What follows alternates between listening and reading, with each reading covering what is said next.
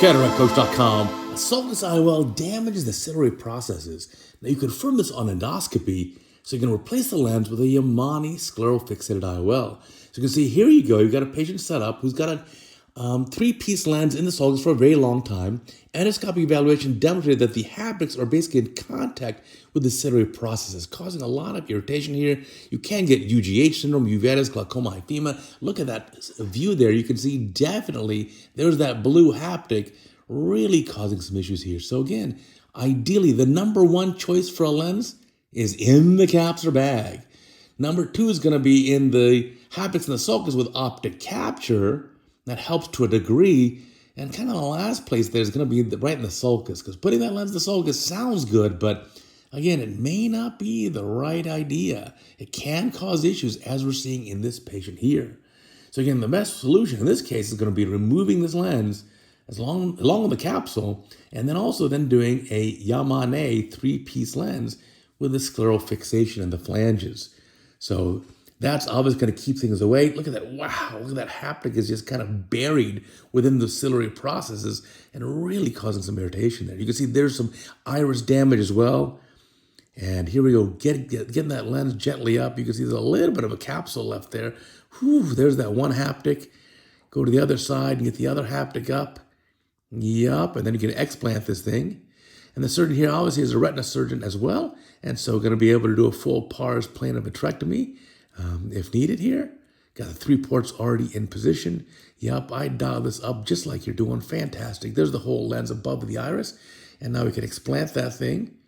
And now it was decided to explant the bag as well. So yeah, so now pulling out the bag, and you can just grab that with these micro forceps, and you can easily pull that out. And that comes out. And then are you going to use the same lens, or are you going to explant it? So you probably could use the same lens. So that lens is already inside the eye, therefore you don't need a bigger incision. You can just use a couple pairs of TCs as long as you use the same lens. If you're going to use a different power lens and you want to explant this one, then yeah, you at least need probably a 2.8 millimeter incision to explant it.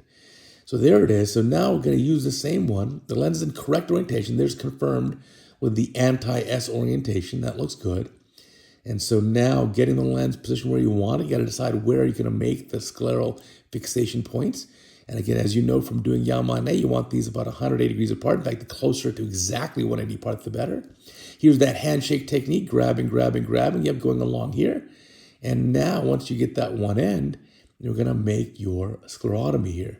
So, oh, where did that have to go? What happened? Did I miss something here? You got to be very careful with this. There it is.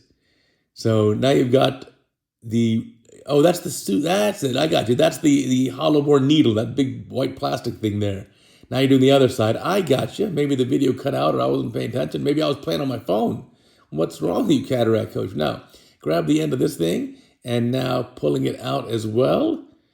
Oh, it's the video edit. Your video edit made it kind of jittery there. I would mark the cornea to make it exact. And again, the reason is if you mark it and make it exact, it's going to be exactly 180 apart. So yeah, externalizing this now. The other thing too is that large kind of hub there you have on the needle on the left side of the screen there. It's kind of blocking a lot of your view there. So I don't know if I would have done all that. So yeah, do a little bit of cautery here. There you go. Got a flange created. Let's do a flange on the other side. Now, you understand why you need a full pars plana vitrectomy here, because in a patient like this, there's a lot more manipulation of the IOL than you think. If you just do some shallow anterior vitrectomy, you're going to end up with entrapment of the vitreous, entanglement of the vitreous in the haptics, and that's what causes that chronic vitreous traction here. Now, at this point, you know what I do? I do a little pupilloplasty. That gapped area right there, yeah. So let's see, final endoscopic evaluation confirms that haptics no longer contact the ciliary process. That looks great. Well, that's going to be much happier for the eye. But I think right now you can do a little bit of a pupilloplasty. It's not that big of a deal. You're already in the eye right now. Super, super easy. Just a couple of sutures.